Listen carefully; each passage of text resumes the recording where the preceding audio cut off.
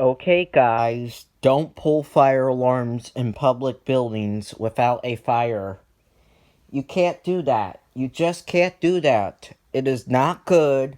You will get in serious trouble, and you are going to get arrested.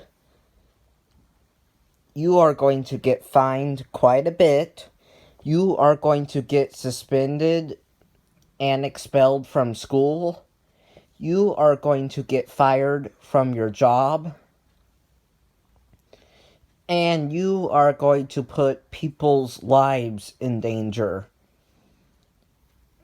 for doing that. So, this is why you never ever pull fire alarms in public without a fire or without permission. Only pull fire alarms if there is a real fire, or if you have permission to pull the fire alarm for a fire drill or a fire alarm system test, or if you have your own fire alarm system at home that does not contact the fire department. That is fine too, but other than that, do not pull fire alarms. Also, another thing you don't do in public is that you don't tamper with alarms.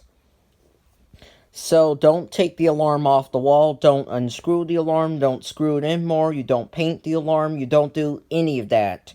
You just leave the alarm alone.